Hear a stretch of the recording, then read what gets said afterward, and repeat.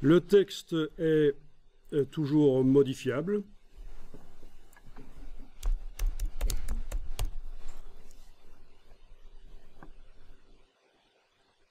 Bien que ça prenne un peu de temps.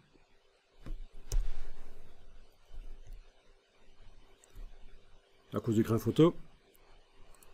Si ça m'ennuie vraiment, je réduirai les paramètres de pixelisation dans le menu effet donc. Voilà. La police de caractère est modifiable aussi bien sûr, donc menu fenêtre, texte, caractère. Vous avez possibilité d'aller changer les caractères ici.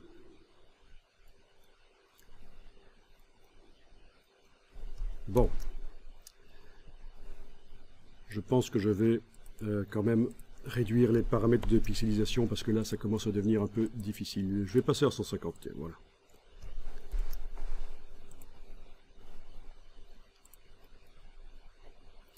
Le problème c'est qu'il vous fait la mise à jour en temps réel. Chaque fois que je passe au-dessus d'une police dans le menu ici, il essaye de faire la mise à jour de l'élément sélectionné derrière et c'est problématique bien sûr.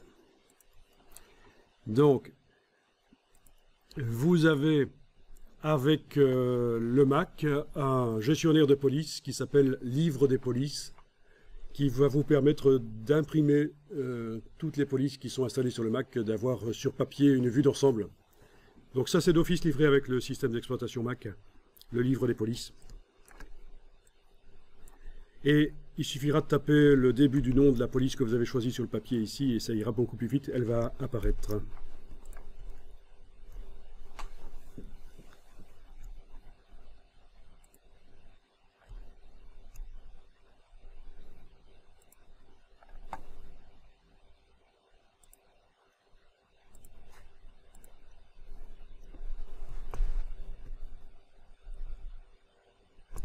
Sélectionnant, ce sera mieux.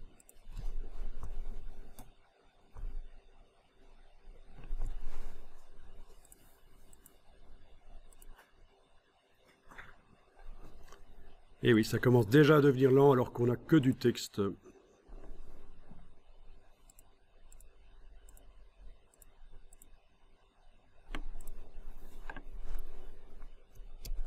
Ok.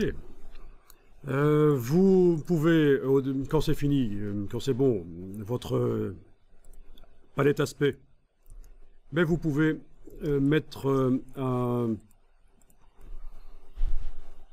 faire un style en fait. Hein. Alors, ça je vais prendre, c'est bien.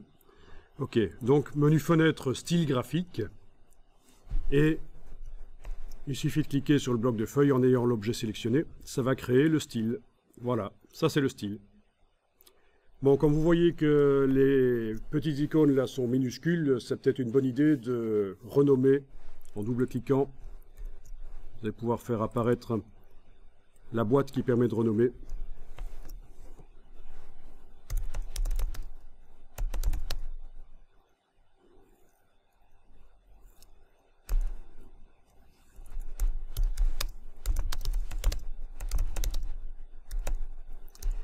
Vous mettez quelque chose qui va vous permettre de vous souvenir de ce que c'est, évidemment. Ça apparaît surtout quand vous êtes en affichage par liste dans la palette des styles graphiques. Et c'est donc applicable sur n'importe quoi, des vecteurs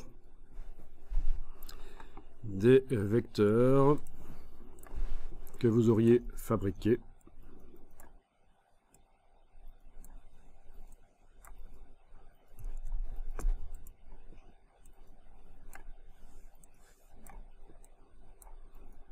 Ok, c'est assez phallique ça finalement, pourquoi pas. Ça a utilisé le fond et le contour qui étaient ici dans la palette des outils, mais pour vraiment avoir la totale, il faut appliquer le style graphique en fait.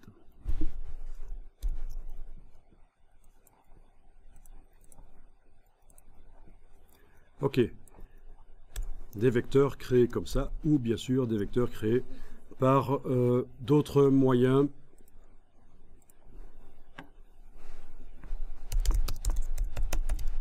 Notamment de la vectorisation. Ceci, vous ne le faites pas, je montre juste pour ceux qui n'auraient pas compris que vous avez la possibilité d'aller chercher des illustrations clipart qui existantes. Voilà, comme ça. Alors, la plupart du temps, ce seront des illustrations pixels. Il faudra les vectoriser. Ouais, super, c'est pas grave, je vais prendre la preview ici. J'ai mon firewall qui pose des problèmes. Donc la plupart du temps, quand vous allez chercher des images sur le web, c'est du pixel. Il y a un format d'image qui est vectoriel, c'est le SVG. Et là, directement, on peut l'ouvrir dans Illustrator et on aura des vecteurs.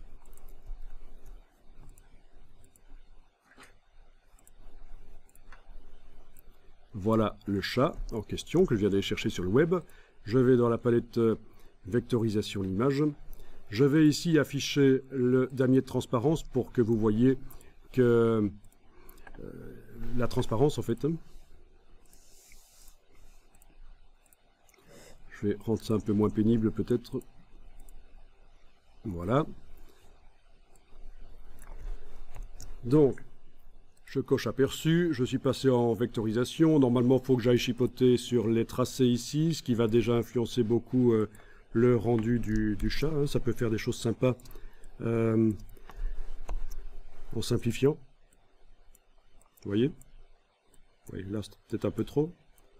Voilà, entre ça et ça, c'est pas la même chose. Hein. Donc, il y en a un qui est un peu plus simplifié que l'autre et ça peut être très sympa. Pour faire des logos notamment. Et les angles aussi, bien sûr. Enfin, d'une manière ou d'une autre, vous modifiez ça. On va générer un fond. Et alors, attention, dans ce cas-là, je coche ignorer le blanc. Comme ça, le blanc de mon image pixel ne génère pas de vecteur. Voilà l'intérêt de ignorer le blanc notamment. Ok, je finalise la vectorisation. Là, je vais quand même masquer le damier de transparence. J'en ai plus besoin. Je finalise la vectorisation en faisant objet, parce qu'en fait, je pense pas que le style graphique peut s'appliquer sur une vectorisation. Je vais quand même tester. Ah si, il peut. Donc j'ai pas besoin de finaliser en fait. J'ai réellement réussi à appliquer le style graphique, l'aspect sur un objet vectorisation dynamique. La palette aspect va me permettre d'aller m'éloigner du style graphique éventuellement. Notamment le contour là, bleu, que je peux même supprimer carrément, voilà. Donc, même chose quand vous récupérez des styles graphiques du web, vous pouvez les modifier bien sûr. Aller chipoter dans les choses de la palette aspect. Voire même en refaire à ce moment-là un nouveau style graphique, simplement en cliquant sur le bloc de feuilles. Comme ça, vous avez les deux, le style graphique précédent et celui-là. Très sympa.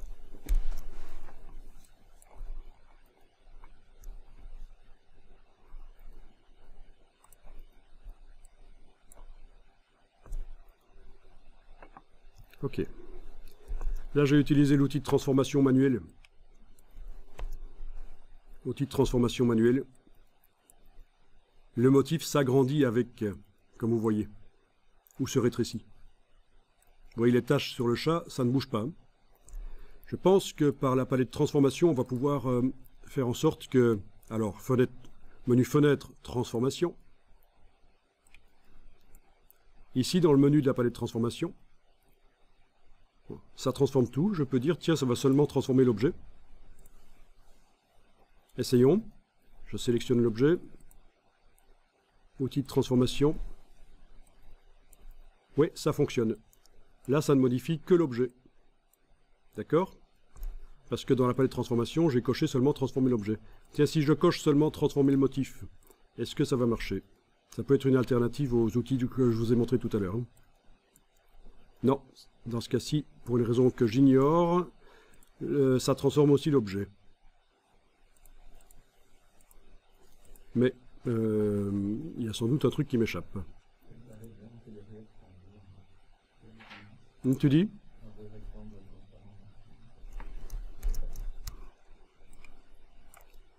Oui, donc là, pour réduire le motif à l'intérieur, je vais utiliser mon outil ici mise à échelle, je double-clique sur lui, je décoche transformation d'objet, Et voilà, je vais, par exemple, je suis déjà à 50%, je vais passer à 25, touche tabulation. Voilà. Bon, on y arrive, hein, par là.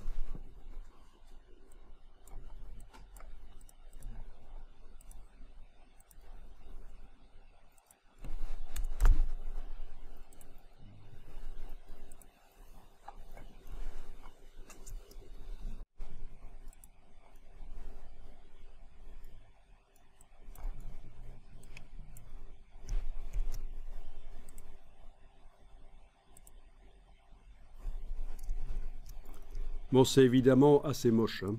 On est d'accord, hein. Là, pendant l'explication, je me suis pas hyper concentré. Bon, ça aurait pu être pire, mais disons que il faudrait retravailler ça parce qu'il y a trop de couleurs différentes, notamment. Je suis pas certain que le contour intérieur apporte quelque chose.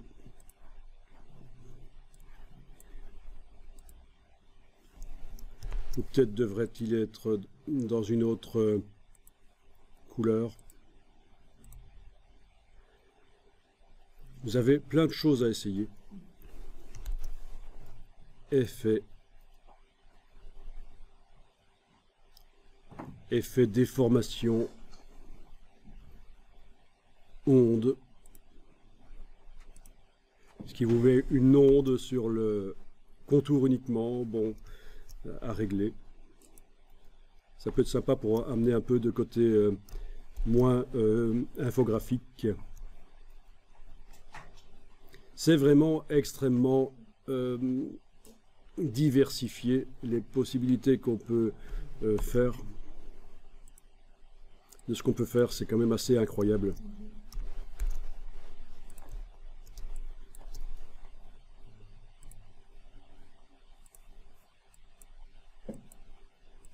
Ok.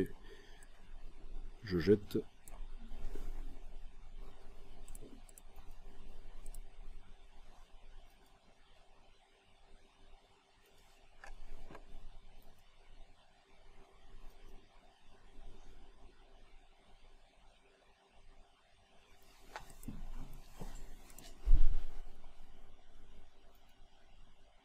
Zigzag. Ça peut être sympa aussi, ça. Ah, très sympa, ça. Hein. Moi, je trouve. Je trouve ça chouette. Je vais le conserver en tant que style graphique.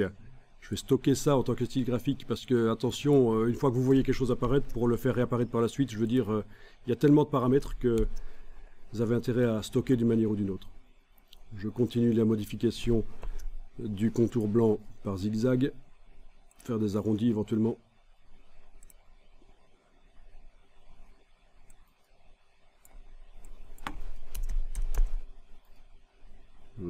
Amusant.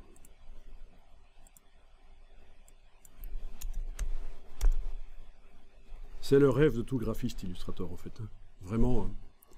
Quand vous avez commencé le graphisme en faisant sur papier uniquement, comme c'est mon cas, vraiment vous êtes content de trouver ce genre d'outil qui permet de tester 36 000 choses rapidement.